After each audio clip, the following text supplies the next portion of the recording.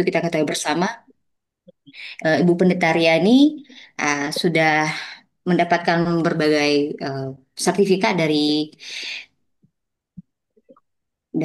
coaching, dari berbagai keilmuan, kinesiologi, hipnostress tahun 2011, 2010 di Community Healing, ASCI dari Christian School di tahun 2010, tahun 2008, MBTI, Healing Therapy by LQ3, 2004 dan 2008, Counseling dan Healing, 2003, Character Building untuk Leaders. Tentunya dengan bekal keilmuan tersebut, maka sudah pasti akan berkecimpung dengan yang uh, tentunya yang sama, yang sesuai dengan keilmuan tersebut.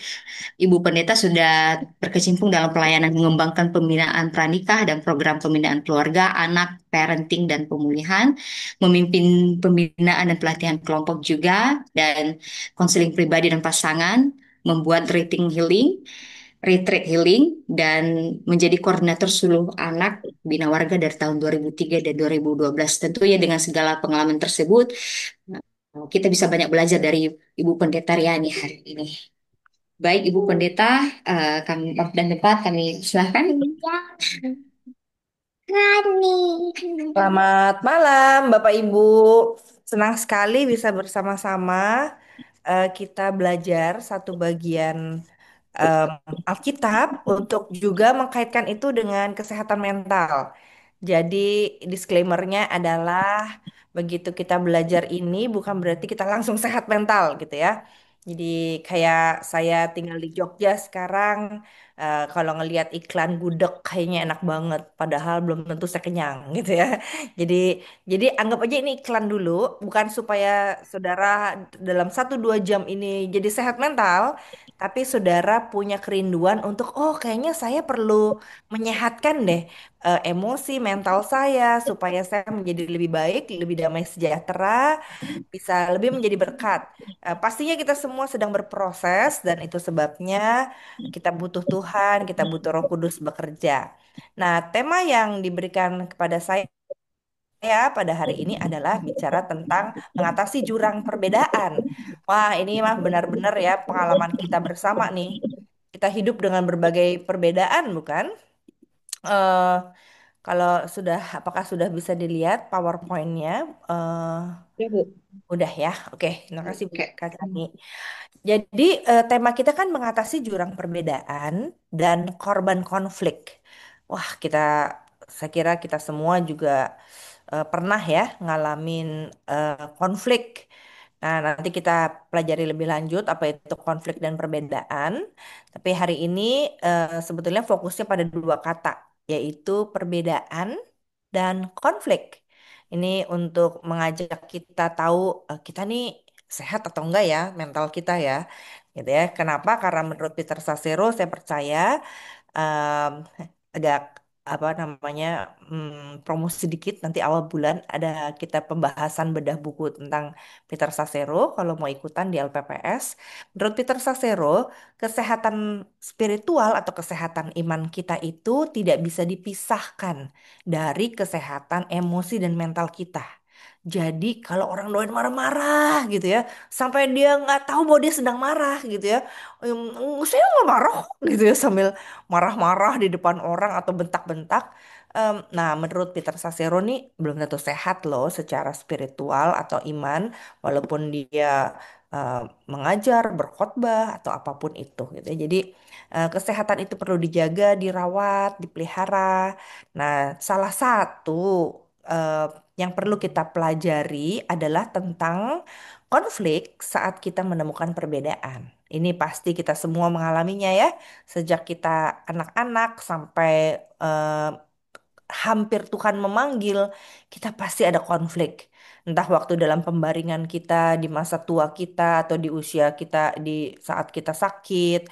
Kita lihat ini orang kok beda ya cara ngurusin saya, cara nyuapin beda aja kita bisa konflik loh di dalam batin kita gitu ya. Jadi makanya kenapa orang sakit itu cepat marah karena ada konflik nih. Ketika saya berbeda dengan orang yang merawat saya. Nah, ini bisa terjadi, maka perlu sekali kita punya bekal sebelum hal-hal buruk terjadi dan mudah-mudahan tidak terjadi hal-hal buruk. Tapi kita berjaga-jaga bagaimana saat kita menghadapi perbedaan. Karena perbedaan itu syarat sekali dengan konflik. Nah, pertanyaannya begini, Bapak Ibu.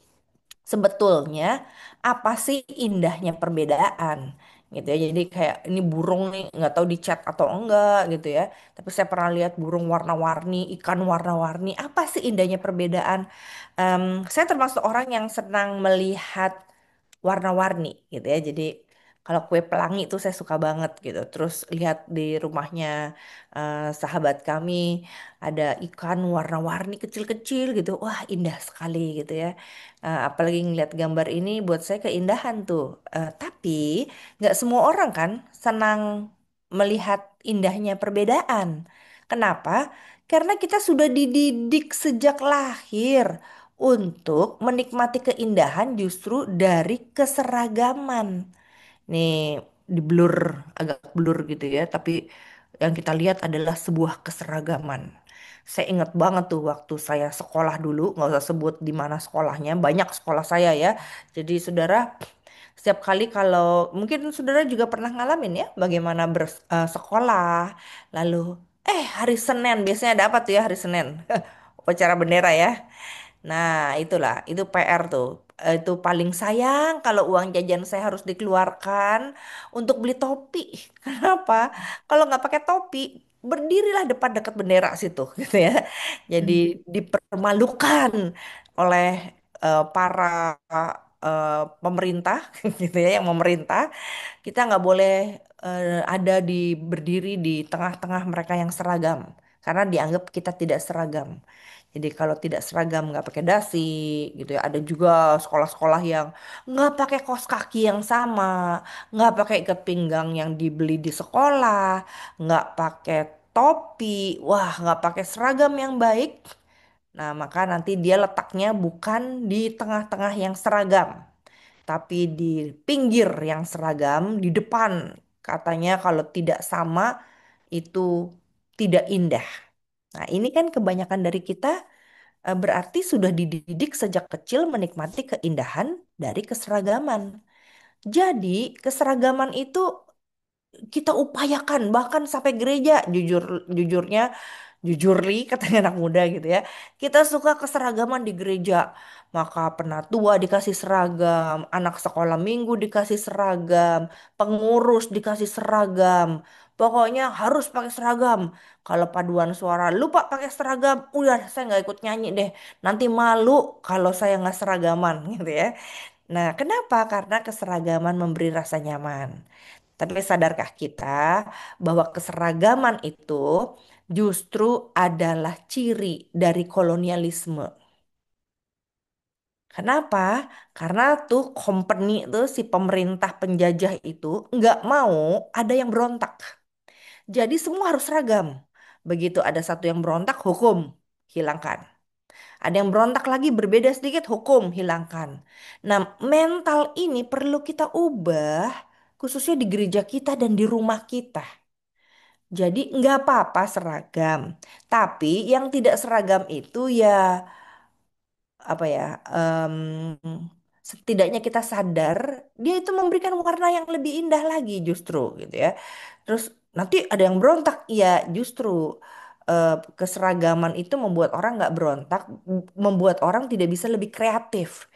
Jadi nanti ada pilihan saudara mau bikin gereja ini ya mungkin ada di antara saudara berbeda gereja ya masing-masing mau ada di keseragaman gereja yang seragam penuh dengan SOP, aturan gitu ya, ritual.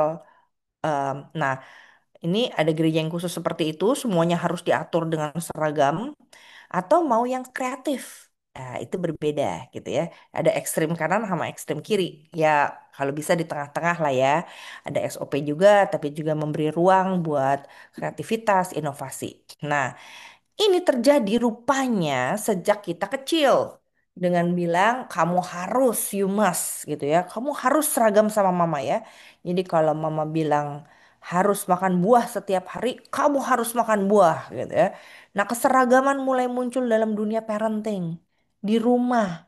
Jadi semua mesti sesuai dengan apa yang pemerintah atau orang yang punya power atau yang berotoritas. Nah, baru yang lainnya itu ngikut. Sehingga nggak indah kalau nggak taat. Maka ada lagu gereja yang sangat terkenal. Trust and obey, and there's no other's way to be happy in Jesus but to trust and obey. Buat kita, trust and obey itu prioritas pertama untuk jadi nomor satu. Tapi biasnya adalah, tunggu, trustnya dan obey-nya nih kepada Tuhan atau kepada orang tua yang menafsirkan kehendak Tuhan dengan cara yang mereka buat, eh, dan aturan-aturan yang dibuat di rumah, gitu ya. Nah, oke, ini hanya pendahuluan sehingga akhirnya muncullah bukan hanya di keluarga tapi di negara, di tempat kerja, di sekolah, di gereja bahkan muncul stereotip yang seragam yang bagus, kecenderungan mengeneralisasi tanpa diferensiasi, tanpa membedakan, namanya stereotip. Nah, stereotip ini muncul misalnya apa dari dulu tuh saya kayaknya kalau ngelihat iklan ya, aduh saya tuh pengen rambut lurus deh. Rambut saya kan ikal ya saudara. Jadi kayaknya rambut lurus tuh is the best gitu ya. Kenapa? Karena keseragaman supaya indah kan, gitu ya. Gelombang-gelombang dikit potong gitu ya supaya lurus. Nah ini karena edukasi di zaman kecil, kulit putih paling cantik gitu ya. Kurus semampai terbaik. Padahal kalau saya lihat tuh di bukan di Indonesia ya, atau mungkin ada di Indonesia juga ya, nggak apa-apa kok, nggak semampai-semampai juga tetap indah gitu ya.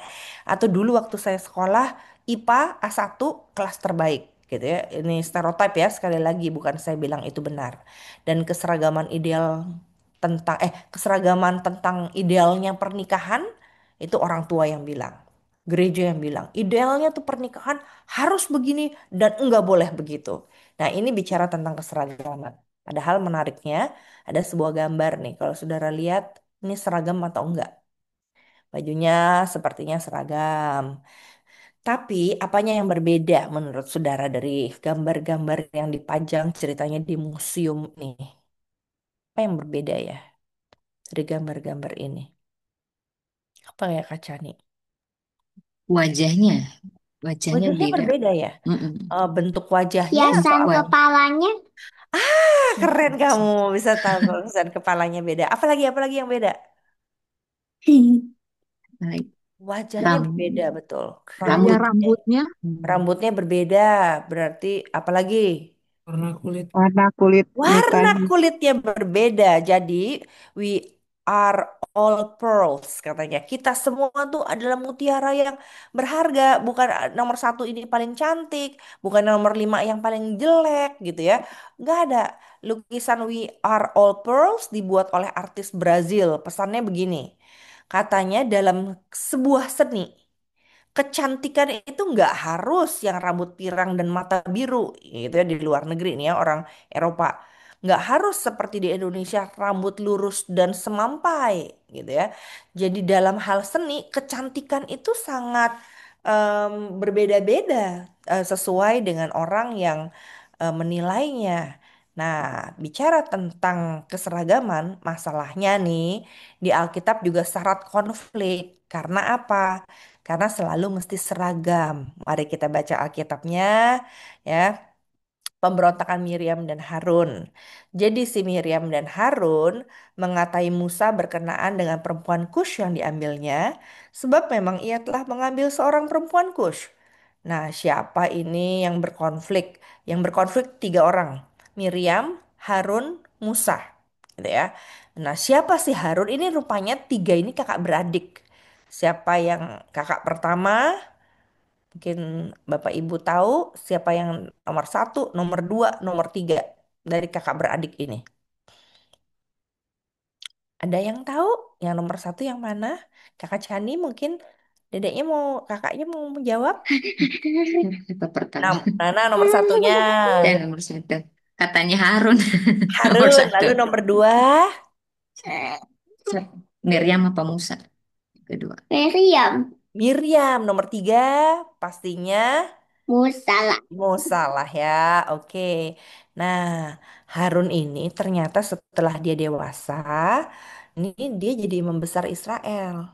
Nih, jadi ini tiga-tiganya ini anak Amram dan Yokebed. Tapi Musa itu seperti kita tahu kan, dia akhirnya diambil sama Firaun. Tapi dia 3 tahun lebih tua dari Musa. Jadi kedudukannya tuh wah luar biasa ya sebagai imam besar Israel. Sementara Miriam adalah Nabiyah. Kenapa disebut Nabiyah? Karena waktu memimpin perempuan Israel yang bersorak karena menang menyeberang Laut Merah, dia mimpin nari-nari, nyanyi-nyanyi gitu ya. Dia dianggap menyatakan pesan Tuhan melalui tarian dan lagu, maka disebut Nabiyah perempuan Israel. Nah, bedanya apa? Musa ini adalah adik bungsu mereka yang ditolong tanda kutip ditolong oleh kakak-kakaknya selamat dari pembunuhan bayi Israel gitu ya. Jadi kan ini udah anak bungsu nih paling kecil dianggap nih kamu kan nomor 3 bukan nomor 1 lah, tapi kok si Musa ini dijadikan pemimpin untuk keluarnya Israel dari Mesir. Ini kan proyek besar sekali, seakan-akan Musa itu menjadi pemimpin Harun dan Miriam. Nah, jadi muncullah konflik ini ya. Nanti ada bandingannya Keluaran 2 ayat 16 sampai 22. Harun dan Miriam rupanya mengkambing hitamkan pernikahan Musa dengan perempuan Kush. Jadi, kamu nih ya nikah sama perempuan Kush, disudutkan, disalahkan, ditekan. Nah, lalu pertanyaannya kan begini, emang kenapa sih dengan pernikahan Musa? Perempuan Kush tuh kenapa? Apa salahnya? Nah, memang kemungkinan si istri Musa ini bukan orang Israel, tapi tidak ada penjelasan di Alkitab yang pasti ditulisnya perempuan Kush gitu ya. Jadi, em, nah, ketika mereka bertengkar atau berkonflik kan mereka bicara tentang perempuan Kush gitu ya. Jadi Harun dan Miriam protes ya terhadap pernikahan Musa. Tapi isu utamanya rupanya bukan pernikahan. Dia mau ngomong Musa gue gak suka sama lo gitu ya. Nah tapi caranya muter lewat pernikahan Musa. Kelihatannya dia iri hati atau cemburu tapi nggak ditulis di Alkitab ya. Ini kecemburuan kakak adik kan. Kakak kenapa? Kenapa aku yang kerja keras tapi adek yang bisa keluar negeri misalnya gitu ya. Kenapa gitu ya? Adek yang rajin tapi kakak yang dapat baju baru. Wah, ini biasa lah ya. Isu siblings ini muncul. Nah, terus mereka ngomongnya gini. Sungguhkah Tuhan berfirman dengan perantaraan Musa saja?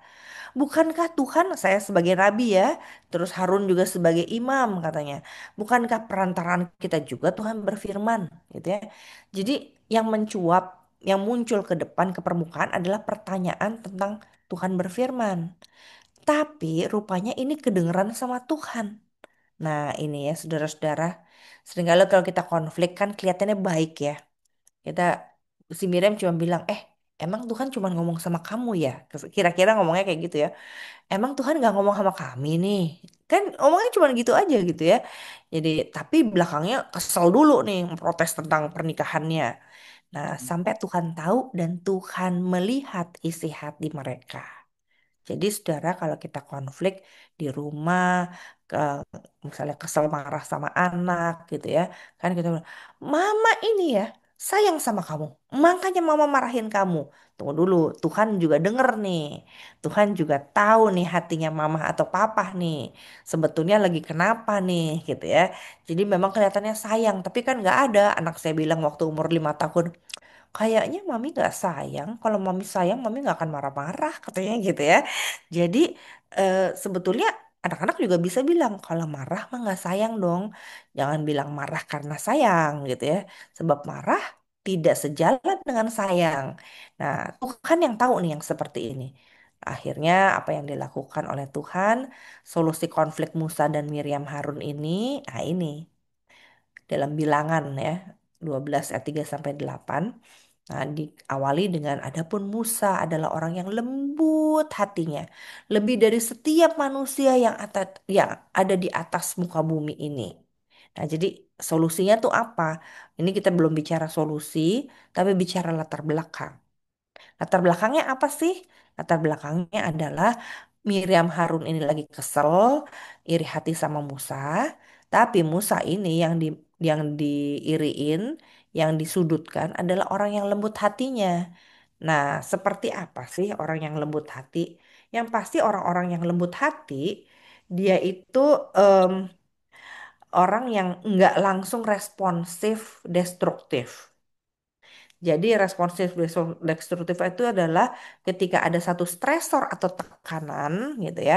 Jadi orang yang lembut hati waktu ada stresor atau tekanan, dia tidak langsung bereaksi dan reaksinya itu menyakiti.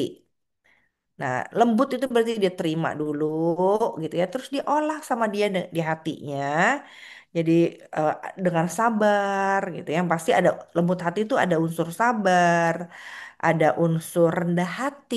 Rendah hati itu berarti oke, saya menempatkan pendapat dia lebih utama, bukan lagi saya harus membalas dia, tapi harus saya olah dulu nih, saya harus pikirin nih gitu ya. Jadi dia sabar dan tidak tergesa-gesa, dia rendah hati dan mampu mendengarkan dan memahami kakak-kakaknya gitu ya. Jadi kalau kita lihat di Perjanjian Baru, Yesus juga sering menekankan pentingnya kelemah lembutan ini. Di Matius 11 ayat 29, Yesus berkata, "Karena aku lemah lembut dan rendah hati." Jadi sifat lemah lembut itu em, ternyata membuat seseorang gitu ya bisa menghadapi konflik dengan lebih baik. Jadi kalau saudara punya konflik perbedaan, lalu udah kenceng dulu gitu ya hatinya, marah, kesel, kecewa, nggak salah, tapi belum tentu bisa menyelesaikan konflik. Konflik diselesaikan dengan cara kelembutan hati yang datangnya dari Tuhan, gitu ya.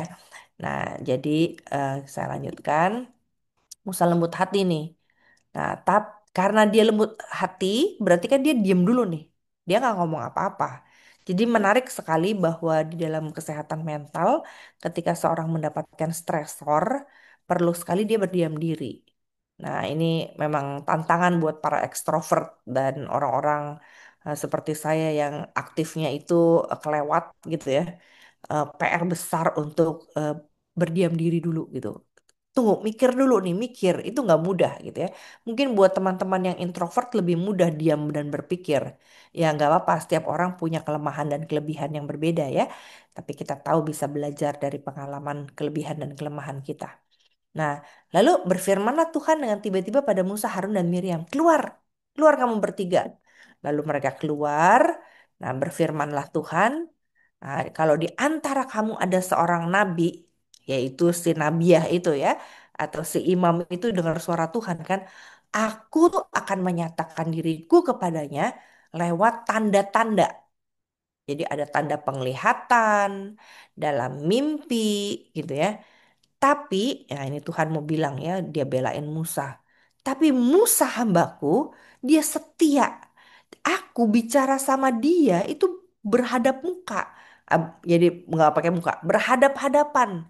Saya terus terang, nggak pakai tanda-tanda, nggak pakai teka-teki.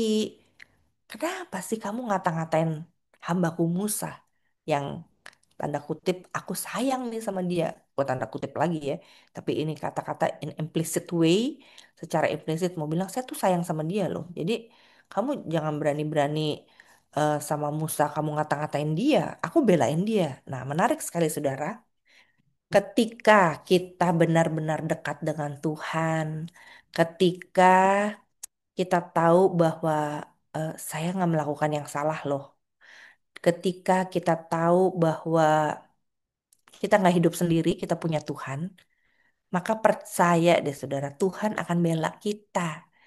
Yang penting pokoknya kita belajar dulu untuk reserve, berdiam diri, tarik nafas gitu ya. Aduh Tuhan, kenapa nih orang gitu ya? Jadi tarik nafas dulu, terus nanti saya akan bicara caranya ya. Tapi ketika kita berdiam diri, diam bukan berarti kalah. Diam mengalah bukan berarti kalah. Tapi membiarkan Tuhan yang membela kita, membiarkan Tuhan yang bekerja, karena Tuhan langsung dengar kalau ada orang jahatin kita, atau kalau ada orang tekan kita, Tuhan tahu, Tuhan dengar. Nah, nanti dia akan bertindak gitu. Jadi menarik sekali dari kisah Musa kita belajar untuk sabar, rendah hati, berdiam diri dengan lembut gitu ya. Nah, dan apa yang terjadi? Bukan Musa yang marah, saudara. Menarik sekali kan kisah ini. Bukan Musa yang marah, tapi Tuhan yang murka. Apakah Tuhan murka membabi buta? Bukan. Ini bahasa manusia ya sekali lagi. Jadi bukan Tuhannya jahat gitu ya. Tapi bahasa manusia Tuhan mendengar dan tidak Tuhan marah terhadap penindasan. Jadi Tuhan bukan marah membabi buta seperti seekor anjing yang diambil tulangnya terus ngamuk gitu ya. Enggak seperti itu. Seperti seorang yang diperlakukan tidak adil terus tiba-tiba gebuk orang yang memperlakukannya dengan tidak adil, bukan. Tuhan murka karena Tuhan bereaksi eh, tidak menyenangkan, bukan tidak menyenangkan ya Tuhan, eh, ini penggambaran manusia kan. Jadi Tuhan bereaksi membela Musa karena ketidakadilan yang dialami oleh Musa. Kenapa Tuhan marah gitu ya? Karena terjadi sesuatu yang nggak bener nih dari si Miriam dan Harun sebagai pemimpin. Jadi saudara, berat ya sebagai pemimpin kalau kita melakukan yang tidak baik dan benar di hadapan Tuhan, Tuhan bertindak loh. Jadi kalau kita mengalami sesuatu yang nggak enak dari pemimpin gitu ya, nggak apa-apa, bilang aja sama Tuhan. Um, saya um, ada teman saya yang cerita kalau dia mulai diperlakukan tidak adil, dia cuma bilang Tuhan, saya kecewa banget ya Tuhan gitu. Terus Tuhan yang bela gitu ya. Nah ini terjadi pada Musa. Jadi Tuhan marah, tapinya herannya Tuhan marahnya cuma sama Miriam nih kelihatannya. Tapi kita bilang Miriam dan Harun ya. Nah, jadi kenapa sih Tuhan marahnya cuma sama Miriam kelihatannya? Karena begini, Miriam dan Harun tuh memang sama-sama punya otoritas ya terhadap adiknya. Terus Miriam dan Harun tuh sama-sama meragukan kepemimpinan Musa dan melalui pernikahan Musa.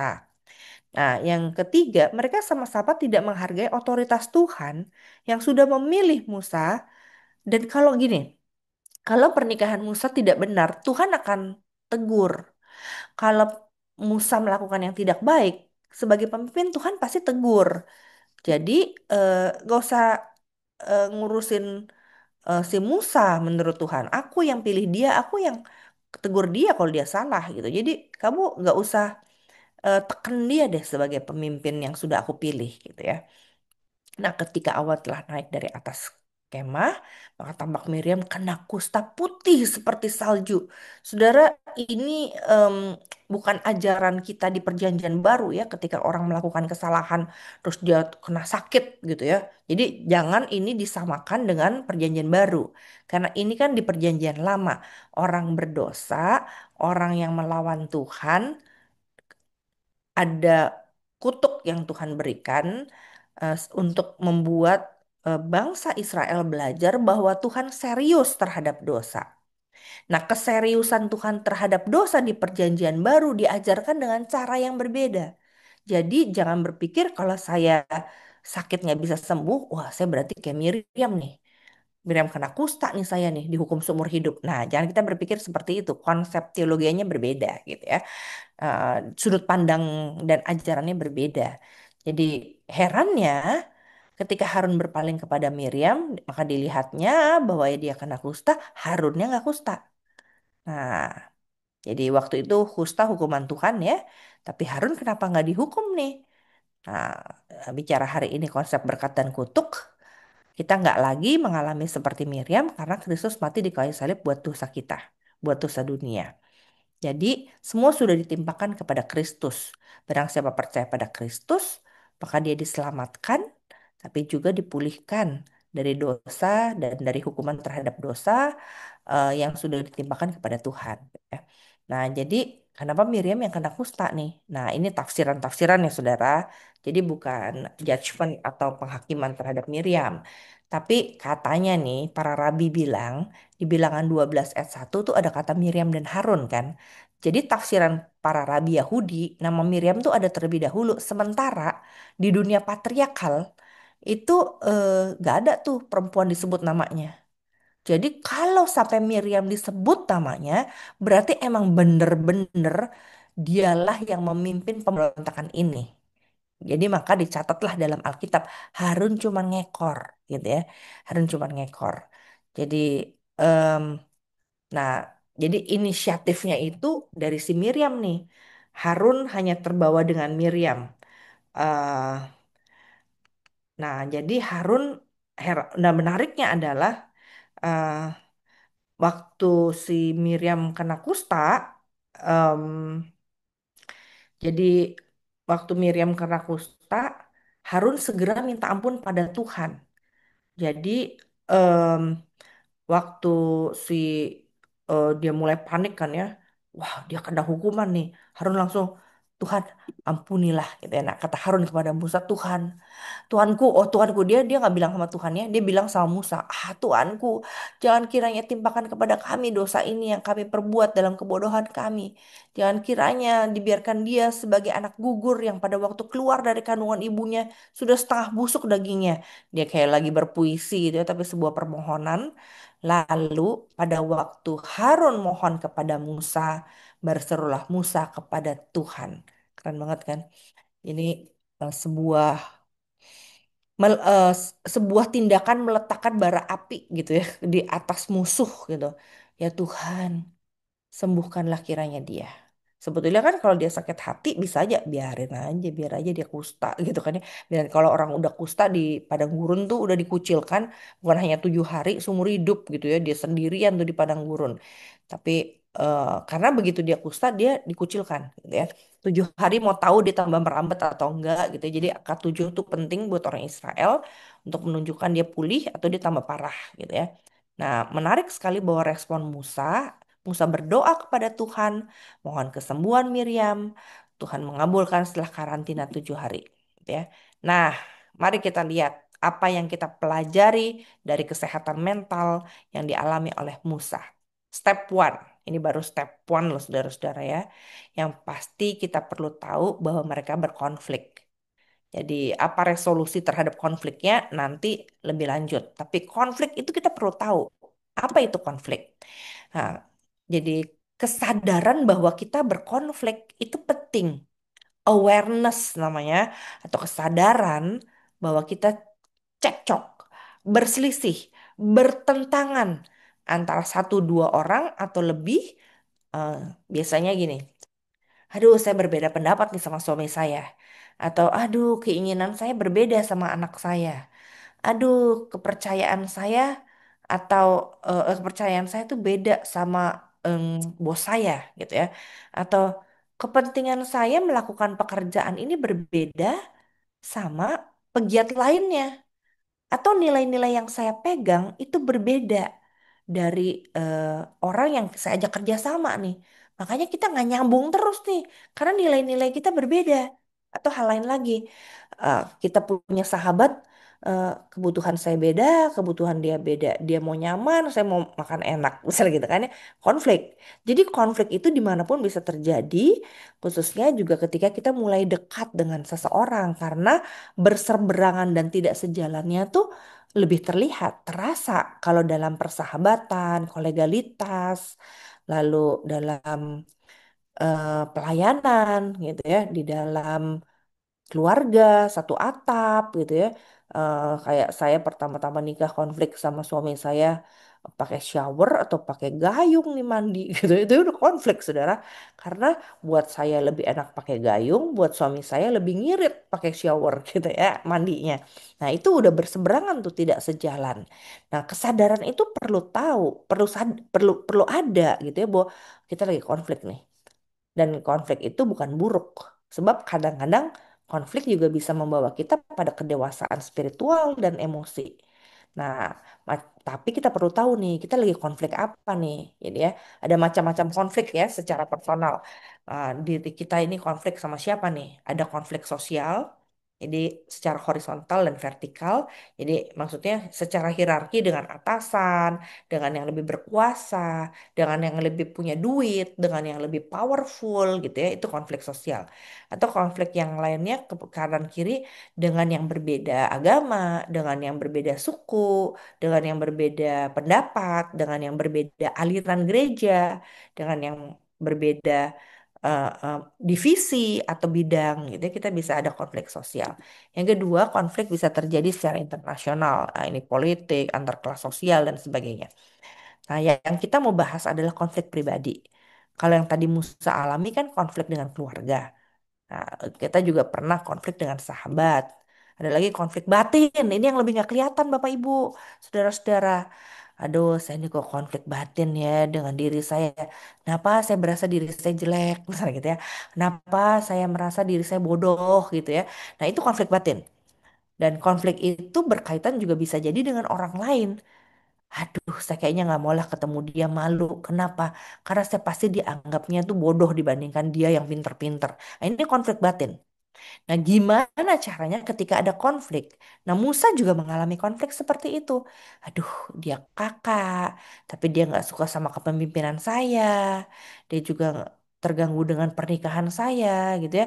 Jadi, saya membayangkan Musa yang sangat melankolis, pragmatis ini, dia sedang merenung dan membayangkan, memikirkan, ini konfliknya gimana ya? Oh, ini kakak saya tapi dia imam gitu ya, tapi dia juga kakak saya. Wah, ini dia harus mengidentifikasikan konfliknya dulu ya. Dia konflik eh, seperti apa, konflik dengan siapa gitu ya. Itu kan dia perlu memikirkan. Nah, banyak orang tuh nggak pikir langsung aja sikat gitu ya, langsung apa marah gitu ya, langsung tinggalin. Nah, ini yang terjadi saat berkonflik. Saya sebut di yang lalu di minggu lalu saat berkonflik itu biasanya kalau gini, kalau kita berkonflik atau berbeda pendapat dan kita nggak punya red button atau trauma yang muncul, ya nggak apa-apa.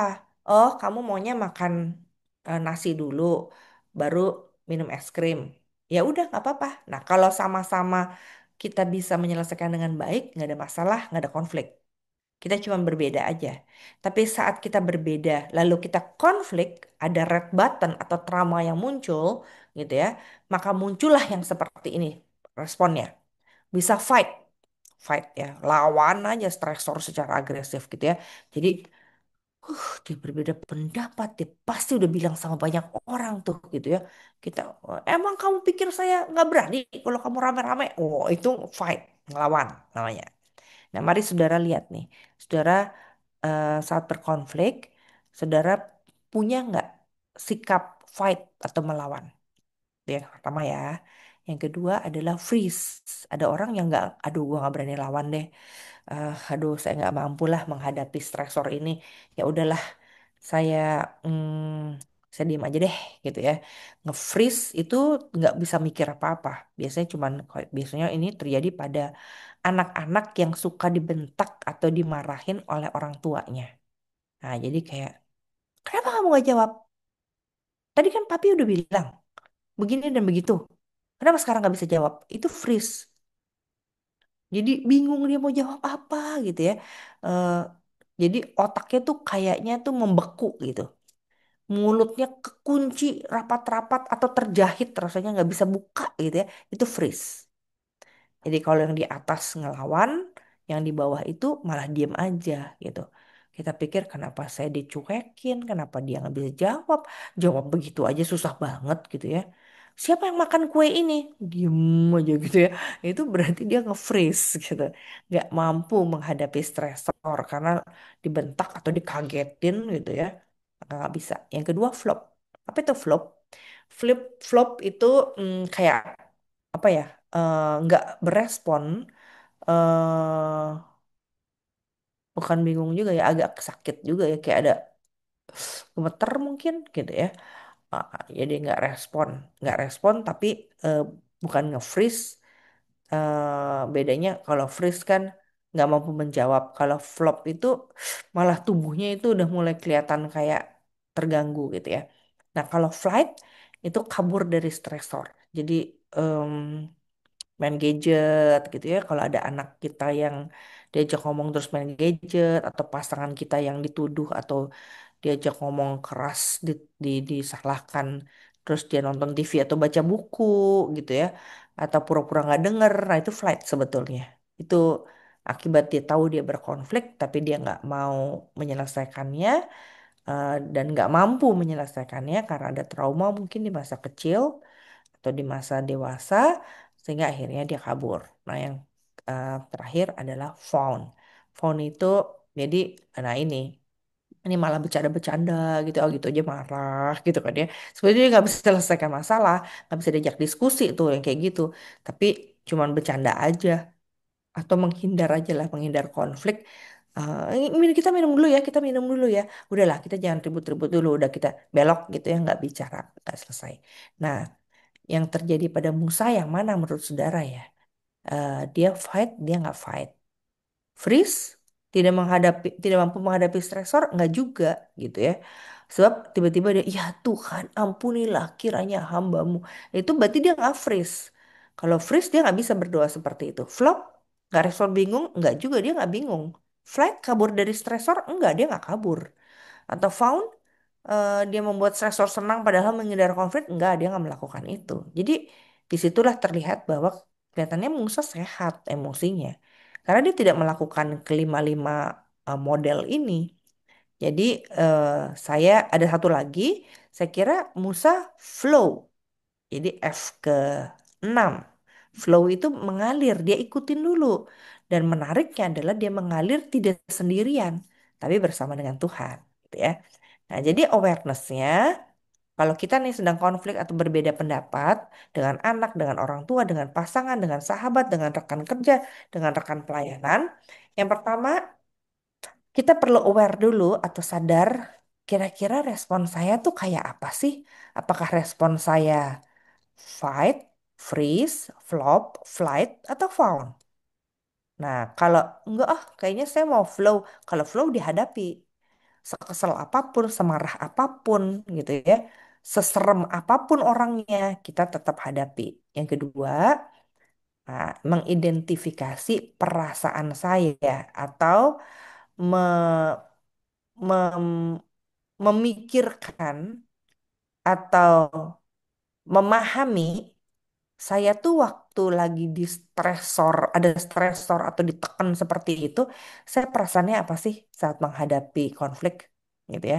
Nah, ini ada PR besar buat Bapak Ibu, Saudara untuk mempelajari namanya the wheels of emotion atau lingkaran roda perasaan. Ini kecil-kecil, mohon maaf ya. Tapi bacaannya tuh begini. Apakah waktu saya ditekan, eh kayak misalnya ini kenapa barang, saya dulu ya, ini kenapa barang dipindah gitu kan ya. Saya tuh biasanya takut tuh kalau digituin. Tapi kalau hanya suami saya ngomong gini, ini kok barang nggak ada di sini ya. Saya takut tuh gitu ya. Nah, itu stresor membuat saya menjadi freeze atau fight malah kadang-kadang. Kenapa sih nanya-nanya gitu ya. Nah, itu takut lalu menjawab dengan fight gitu ya. Nah, jadi apa perasaan saya waktu saya ditekan seperti itu? Penting buat saya mencari tahu namanya. Nah, yang menarik, saudara, kalau kita itu yang paling tengah tuh ya, ada 7 lah ya. Kalau saudara-saudara nonton Inside Out, kalau nggak salah ya, itu dia cuma punya 5 nama perasaan, tapi ada pengembangannya lagi ya, yang lain di yang kedua. Itu itu nama-nama perasaan yang dasar yang seringkali dialami orang. Misalnya joy gitu ya, atau senang, lalu fear atau takut gitu. Disgust atau jijik gitu ya. Nah, ya pelajari dulu yang 5 itu dulu supaya kita bisa ajarin anak kita. Nah, menariknya anak kita bisa menjawab nama perasaannya berdasarkan respon tubuh. Ini menarik. Kenapa? Karena saya coba dengan anak saya waktu dia berusia 3 tahun gitu ya. Waktu dia nangis, kita kan mama-mama tuh mesti tahu gitu ya, papa-papa juga sih. Ini anak nangis karena apa nih? Karena kecewa, marah, sedih, malu, lapar, ngantuk, kan mesti tahu kita gitu ya. Nah, Jadi pada waktu saya nanya gini, kenapa kamu nangis? Kan orang tua suka nanya gitu ya. Tapi kan ya anak nggak bisa jawab lah. Kenapa kamu nangis? Mana bisa jelasin kalau umur 3 gitu ya. Tapi saya bilang, kamu marah sama mami? Nah, biasanya gitu ya, dimulai dari umur 3 tahun. Atau kamu malu dimarahin mami di depan orang? Nah, saudara, menarik sekali anak saya umur 3 tahun itu bisa menjawab tubuhnya. Jadi saya nggak melihat pikirannya karena belum matang ya pikiran di usia 3 tahun. Tapi tubuhnya bisa mengerti itu malu atau marah. Nah, jadi orang dewasa pastinya tahu nama perasaannya. Jadi dibantu dengan Wheels of Emotion ini, kita bisa tahu, ternyata saya tuh lagi merasa buruk nih, makanya bete sepanjang hari gitu kan ya.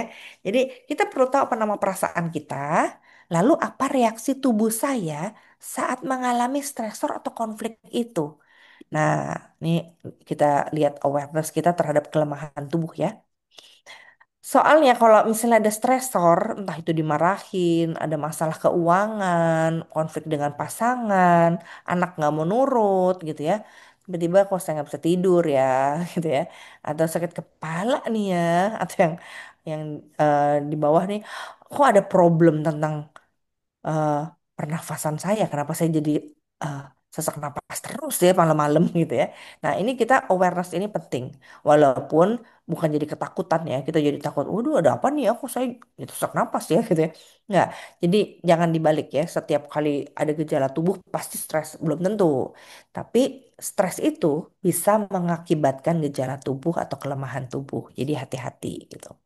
Nah, bisa juga berefek pada rambut, pada mulut gitu ya, pada mual, digestive tract ya, bisa mual gitu ya, bisa kok jadi gatel-gatel saya gitu ya. Pernah ada satu orang ngalamin stres gitu ya, saya tahu dia tiba-tiba tuh badannya gatel semua katanya. Ya udah, terus akhirnya diselesaikan stresnya, dibereskan akar masalahnya. Nah, yang ini awareness ya, awareness terhadap tubuh kita, perasaan kita, lalu apa yang terjadi nih, konflik apa nih di dalam saya gitu ya. Yang kedua, kita belajar terima. Kalau kita belajar terima, oke, saya stres ya, betul. Ada stresor kan, ya stres jadinya ya. Saya stres karena perasaan saya lagi nggak beres. Namanya saya lagi takut saat ini. Pantesan mual terus pengen makan mulu gitu ya. Udah tahu dia. Nah, acceptance-nya ini banyak cara ya. Jadi saya hanya bicara salah satu cara. Step satu tadi itu, step dua adalah acceptance dengan pertolongan Tuhan. Terima dulu. Terus kita bilang sama Tuhan gitu ya. Apa yang kita lakukan? Nah ini waktu kita mau dengan pertolongan Tuhan terima gitu ya. Kita kan diterima tuh di sini nih, saudara, yang namanya cortex, prefrontal cortex di otak kita ini ada di bagian depan gitu ya. Nah, dia perlu diterima, dimasukin ke sini apa yang kita alami tadi. Perasaan saya apa ya, misalnya. Duh, saya marah nih gitu ya. Nah, marahnya itu mesti kebawa sampai ke prefrontal cortex ini. Saya marah gitu ya. Terus keluar lewat mulut, saya marah gitu. Saya marah. Nah, untuk biar tahu bahwa saya marah dan ngomongnya nggak sambil fight atau sambil gebuk meja gitu ya. Untuk bilang saya marah nih gitu ya. Nah, kalau kita gebuk meja itu nggak sampai ke korteks. Tapi kalau saya bisa bilang saya lagi marah nih gitu ya, marah banget nih gitu ya. Nah itu perlu oksigen untuk bisa sehat, berperilaku seperti itu kan. Kemarin kan sehat mental itu pikiran, perasaan dan perilaku itu sehat gitu ya. Nah jadi kita perlu oksigen. Jadi oksigen itu berperan penting menjaga fungsi korteks otak. Jadi tujuannya apa atau tanggung jawabnya? Si otak bagian depan kita ini bisa mikir. Kalau marah, Ri, bukan dengan ngamuk gitu ya. Nah itu tuh si korteks. Kalau korteksnya kurang oksigen katanya, dia nggak bisa mikir, dia nggak bisa inget ya, ini di luka umum. Nanti anakmu malu kalau kamu ngamuk-ngamuk. Mama-mama, papa-papa kan suka ngamuk ke depan anaknya. Anaknya, aduh gue malu nih, mama gue marah depan orang gitu ya. Atau apalagi marahin gurunya, marahin marahin temennya lah, apa gitu ya. Nah, terus sama oh, si korteks ini butuh oksigen supaya dia bisa membahasakan mengungkapkan pikiran dan perasaannya lewat mulut, lewat tulisan, lewat berpikir. Nah, jadi mereka sangat butuh oksigen agar mereka bisa optimal ya. Jadi kalau kurang oksigen, nah ini pusing gitu ya, pengen bawaannya pengen langsung gebuk orang gitu ya. Terus jadi nggak inget siapa saya nih, awareness saya nih lagi ada di tempat umum loh. Saya ini pendeta loh, jangan marah-marah gitu kan ya. Eh, bukan berarti bukan pendeta nggak marah, nggak boleh, boleh marah-marah gitu ya. Tapi sadar, sadar, saya ini siapa saya gitu ya. Sehingga yang perlu saya lakukan adalah sehat secara mental dan mengungkapkannya lewat bahasa gitu. Konsentrasi, konsentrasi ya. Ini masalahnya apa nih ya? Masalahnya pada orangnya, SPG-nya, misalnya kalau ada yang kita mau marah di mall atau di tempat restoran gitu ya, yang salah ini SPG-nya, mulut saya salah nulis, nah itu kan bisa mikir ini ya karena itu butuh oksigen. Nah, gimana caranya? Simple aja. Jadi kan ini tips and tricks ya. Jadi bukan berarti sekarang saudara-saudara setelah 1 jam ini langsung jadi sehat mental. Nah, salah satu caranya yang biasa saya lakukan dan banyak orang juga lakukan dan dilakukan oleh Musa gitu ya. Belajar dari Musa, doa. Nah, caranya gimana waktu doa? Sebenarnya ada banyak cara lain kan.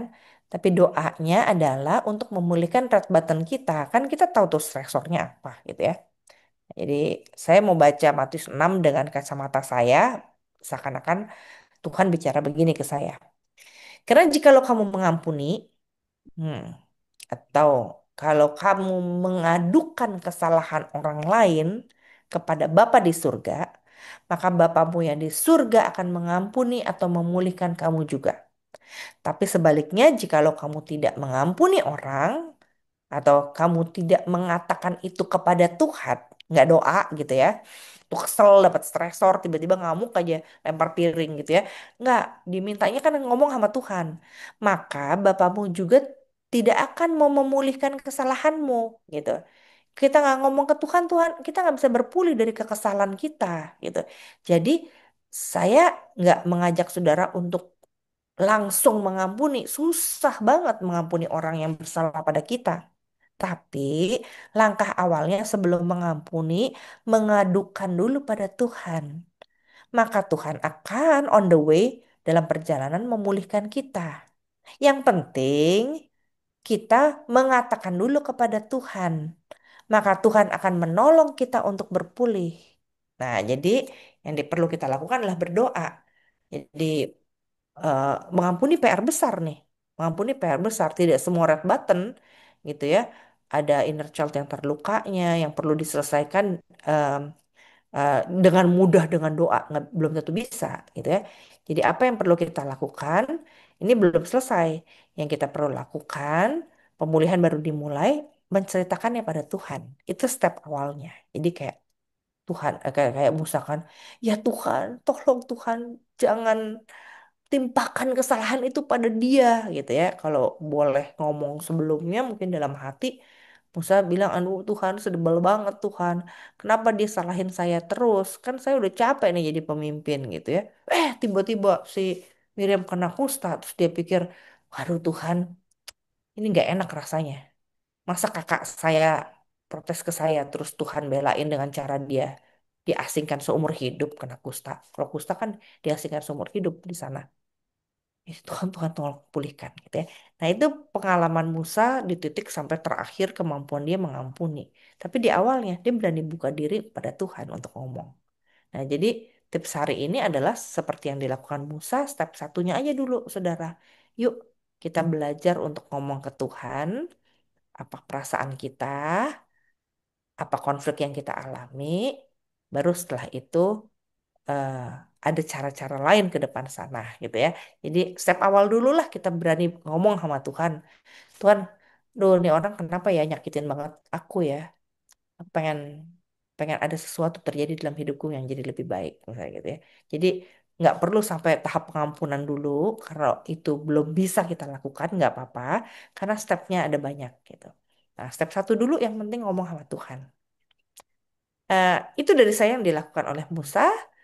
Semoga ketika menghadapi perbedaan dan konflik, saudara-saudara semakin mahir gitu, menyatakan itu kepada Tuhan. Walaupun itu bukan satu-satunya cara dan bukan langkah terakhir gitu ya. Jadi itu baru langkah pertama ngomong ke Tuhan tentang pengalaman dan perasaan kita. Oke, demikian dari saya, Kak Chani. Terima kasih atas pemaparannya, Bu Pendeta Riani. Menarik memang ya. Em, Kestabilan emosi itu adalah suatu warisan berharga, keteladanan yang diwariskan orang tua ke anak yang tidak mudah dilakukan. Dan itu juga saya sedang berjuang untuk itu. Puji Tuhan hari ini kita belajar tentang tema ini dari sosok pribadi Musa, di mana dia yang punya kelemah lembutan hati yang luar biasa. Saya betul belum belum tentu sanggup seperti dia. Tapi terima kasih udah ada beberapa tips untuk melakukannya. Sekalipun belum mungkin sampai di tahap mengampuni, bisa dilakukan dengan doa, Ya, bercerita dengan Tuhan lah istilahnya. Psikolog kita adalah Tuhan gitu ya kira-kira ya. Baik, terima kasih. Baiklah kita sekarang masuk pada sesi tanya jawab. Di antara Bapak, Ibu, dan Saudara mungkin ada pertanyaan yang berkaitan dengan tema kita hari ini di mana kita belajar tentang Musa, bagaimana dia em, ya, mari Bapak mengatasi Ibu. jurang perbedaan dan korban konflik. Nah, silahkan Bapak Ibu. Apakah ada pertanyaan atau ada yang mau cerita bagaimana menyelesaikan konfliknya dengan baik? Kak Chani, sambil menunggu pertanyaan, kita boleh foto bersama dulu ya, mumpung masih pada berkumpul. Oh iya, baik. Oke. Sebelum Bapak dan Ibu, saya ajak untuk membuka kameranya. Kita lihat-lihat dulu nih, siapa aja ya yang ada di layar sini. Sambil mungkin yang masih punya pertanyaan, boleh sambil disiapkan. Wah, rame juga ya. Tertangkap ada 88 layar ini malam hari ini. Puji Tuhan, banyak sekali yang pengen belajar. Oke, saya akan foto 4 kali karena ada 4 layar. Nah, tetap bertahan dengan kamera terbuka, lalu senyum yang manis ya. Saya foto dulu dari layar pertama. Oke, kita foto dulu. 1, 2, 3, senyum. Oke, yang kedua, tetap senyum. 1, 2, 3. Oke, kita lanjut lagi. Yang terakhir. Oke, baik. Terima kasih. Silakan Kak Chani dilanjutkan. baik, Bapak, Ibu, Saudara mungkin ada pertanyaan atau ada yang ingin berbagi bagaimana pengalamannya untuk menangani konflik, dipersilahkan. Ini aku. Saya mau bertanya,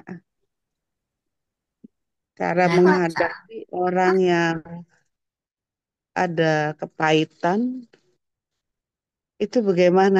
Sedangkan orang tersebut nggak merasa dia sakit, nggak merasa dia depresi, tapi selalu bikin ulah gitu loh. Bagaimana kalau kita diam malah dia nuduh-nuduh dan kalau kita nggak jawab malahan dia tambah apa ya marah-marah gitu.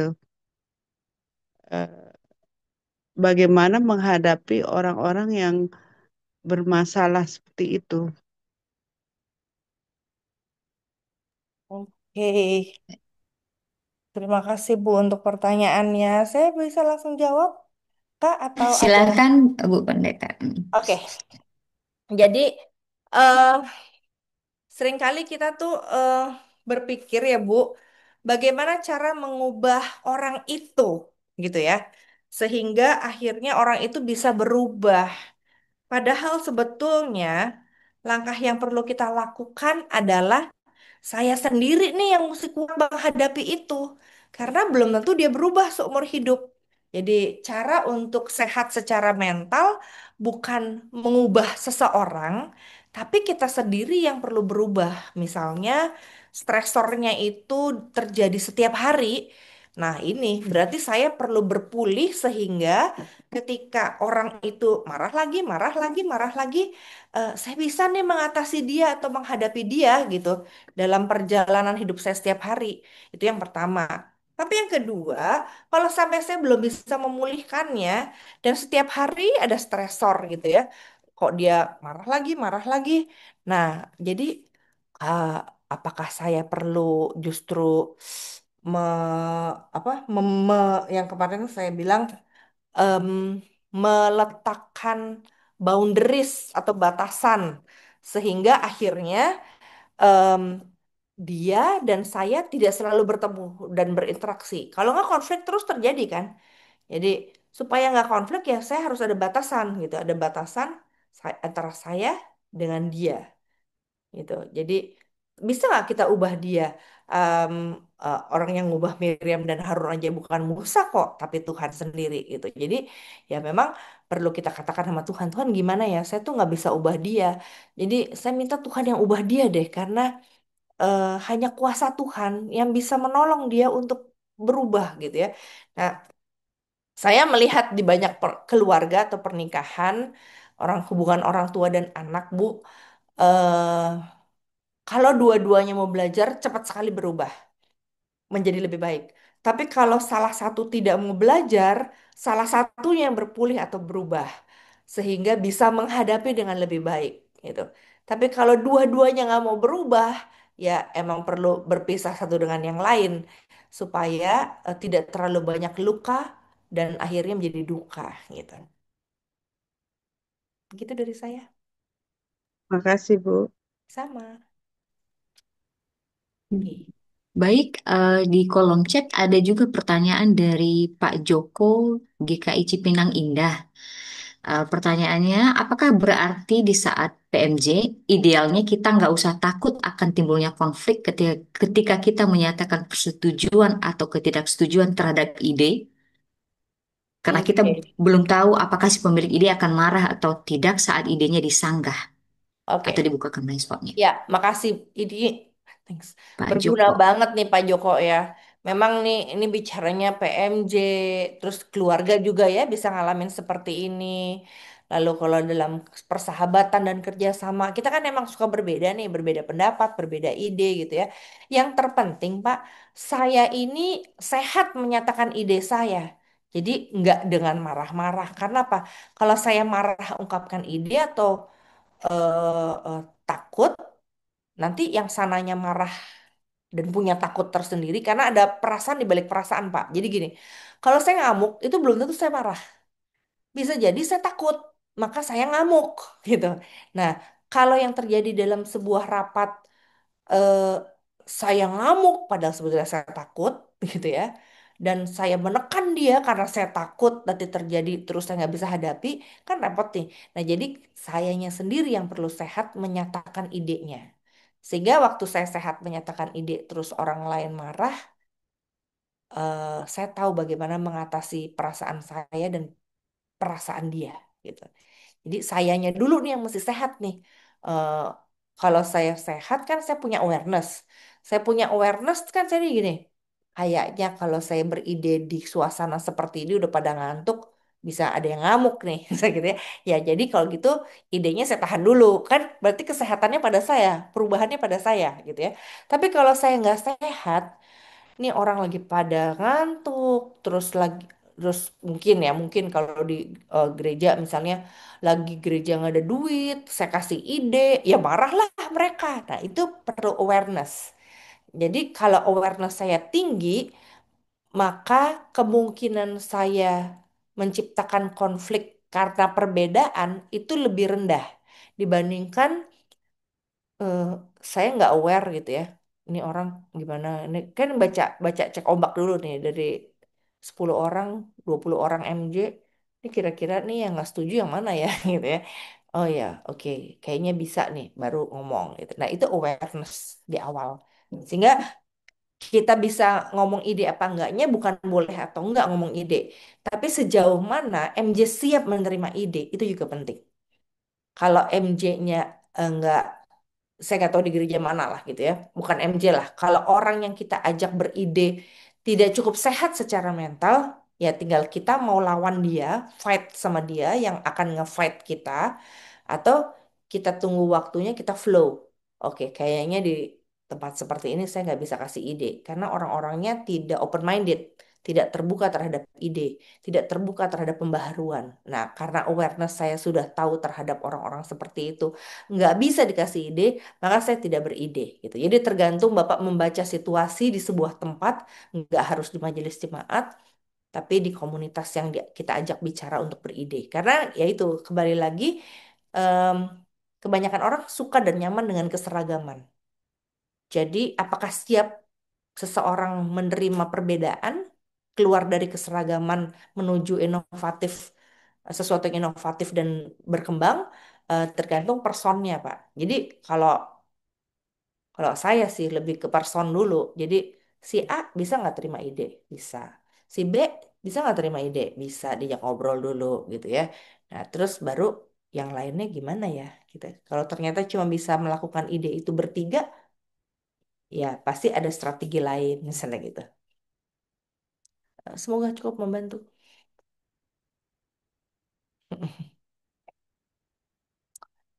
Oke. Ada pertanyaan lagi di chat, Bu. Oke, jika ada Ah, yang ingin bertanya melalui kolom chat, oh bukan, bukan, tuh. ini direct message. Beliau pernah mengalami konflik dengan saudara sepupu yang menyakiti hatinya dengan perkataan yang cukup kasar dan tidak pantas Mm-mm, sambil berteriak. Nah, mm-mm. karena saat itu dia hanya diam dan tidak membalas. Lalu pamannya yang hadir menyaksikan konflik tersebut malah menasihati dengan kalimat, bisakah kamu berbesar hati kepadanya, kepada sepupunya tersebut? Sampai saat ini, beliau ini masih sulit untuk menjawab pertanyaan tersebut karena masih terluka. Pertanyaannya, apakah berbesar hati sama dengan hati lemah lembut atau sebenarnya apa sebenarnya makna berbesar hati? Nah, demikian, Bu. Oke. Bicara berbesar hati itu ya, sebetulnya kalau di mental health ini bicara dengan, jadi kita belajar understand atau memahami. Jadi gini, orang yang berkonflik dengan kita bisa jadi orang yang sedang dalam pengalaman kurang sehat secara emosi atau mental. Kurang sehat emosi itu begini. Ada kalanya Bapak Ibu, sekalipun usia kita dewasa, tapi cara kita memahami dan menanggapi sesuatu, reaksi kita itu kanak-kanak. Misalnya, karena ada perbedaan aja, orang bisa ngamuk. Cuma bilang, saya nggak suka gitu. Jadi kamu nggak suka? Ah, itu cara dia berespon tuh kayak anak kecil yang lagi lupa dikasih susu sama mamahnya, terus dia ngamuk, teriak-teriak gitu ya, nangis-nangis. Nah, ada. Jadi emosi itu ke apa pertumbuhan emosi manusia itu tidak berjalan paralel dengan usia manusia. Itu yang kita perlu tahu. Jadi ada kalanya di usia seperti kita ini atau saya belum tentu saya bisa lihat usia 50 tahun, emosi saya 50 tahun. Bisa jadi emosi saya itu emosi umur 5 tahun. Yang kalau ada stresor langsung gebuk. Tapi kita bilangnya kan kita dewasa ya. Makanya kita bilangnya, Mami marah sama kamu, gara-gara kamu bikin Mami marah. Nggak ada orang dewasa kayak gitu. Nggak mungkin kita dewasa, lalu kita ke-trigger oleh anak kita, lalu kita jadi ngamuk. Nggak bisa. Itu tidak dewasa.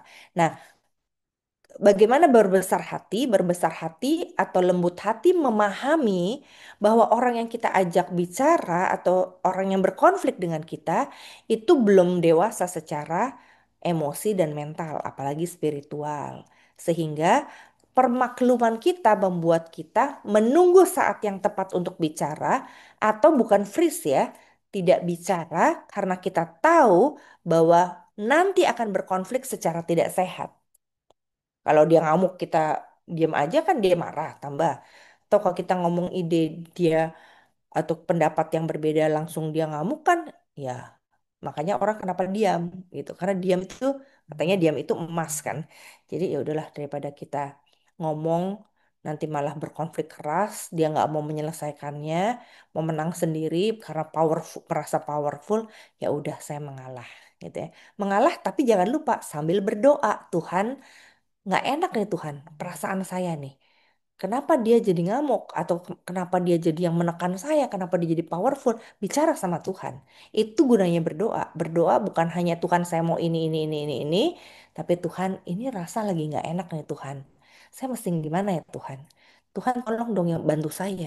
Seperti Tuhan membela Miriam, sorry, Tuhan membela Musa dengan berbuat sesuatu terhadap Miriam. Tuhan tolong lakukan sesuatu, saya nggak berdaya nih gitu. Nah itu bedanya orang Kristen berkonflik batin dengan orang yang tidak mengenal Tuhan, dia nggak bicara sama Tuhannya.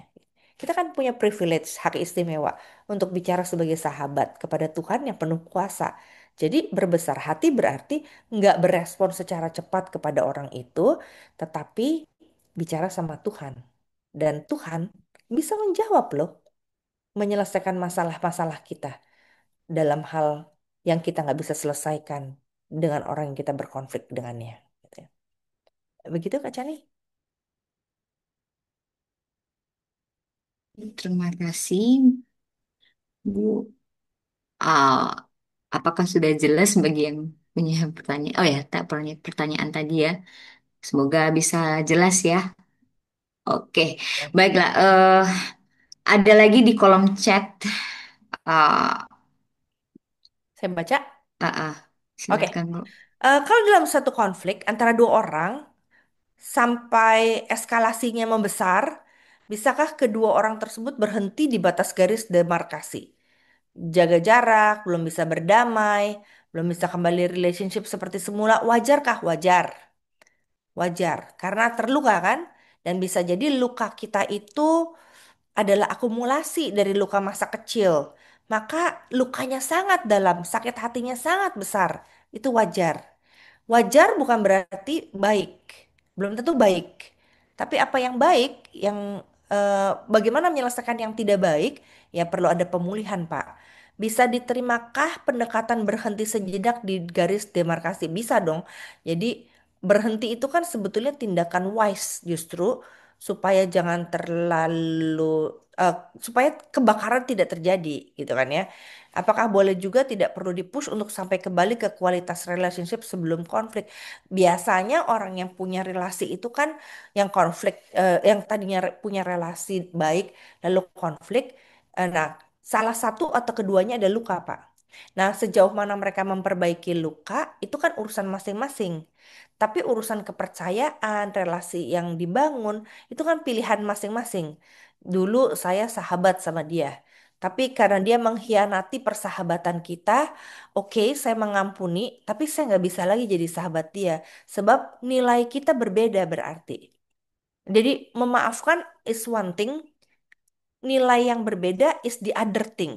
Misalnya buat dia, kejujuran itu bukan nomor satu, tapi nomor 10.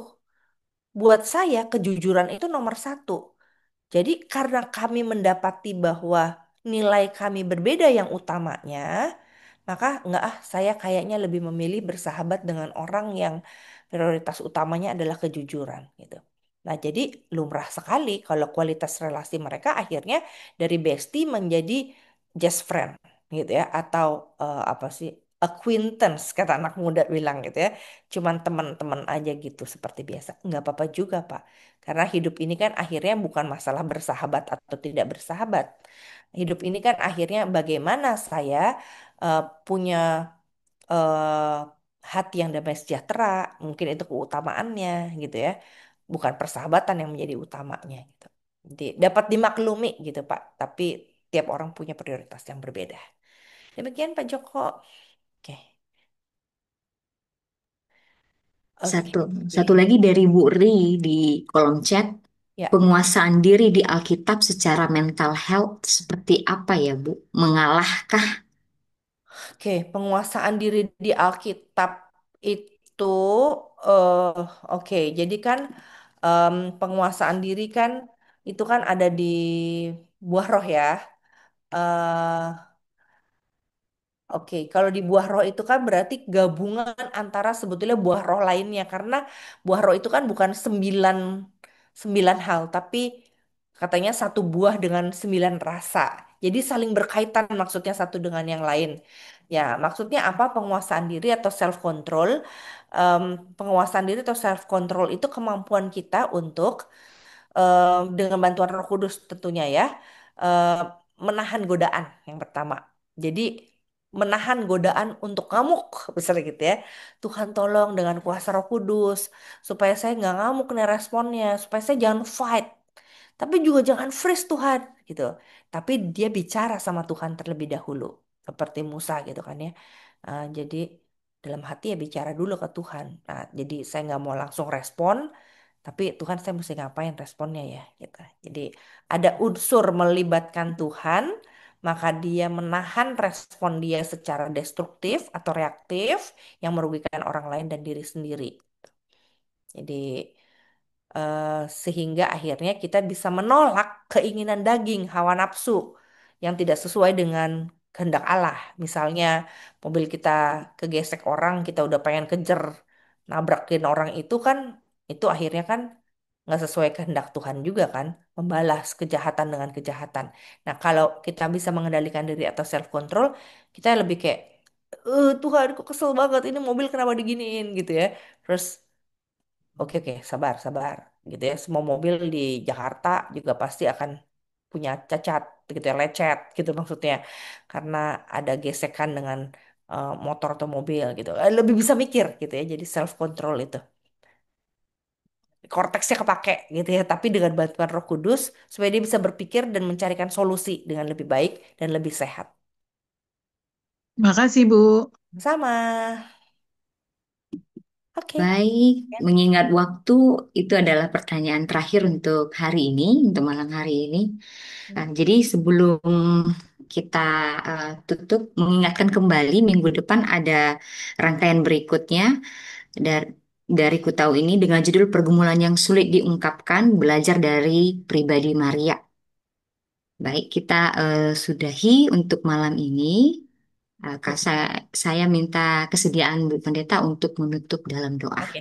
Terima kasih Bapak Ibu. Semoga kita semua menjadi semakin sehat ya dalam mental dan spiritualitas kita. Mari kita berdoa. Bapa di surga kami berdoa, mohon kuasa Tuhan bekerja supaya kami boleh dengan lembut hati mengandalkan kuasa Roh Kudus, menyelesaikan konflik-konflik perbedaan dalam diri kami dengan kuasa Tuhan. Kalau ada di antara kami yang perlu berpulih dengan ahli, konsultasi, terapi, atau obat, biarlah Tuhan sendiri yang menolong agar kami diberikan hikmat menemukan solusinya sehingga ada damai sejahtera muncul melampaui segala akal dari surga buat kami seumur hidup kami. Dalam Kristus yang menyertai kami, kami berdoa. Amin. Amin. Terima kasih, Bu. Terima kasih Terima kasih Bu Bapak Pendeta Ibu, Riani. Tuhan Terima berkati. kasih Bapak Ibu Saudara. Terima kasih Memberkati. Bu Pendeta, terima kasih.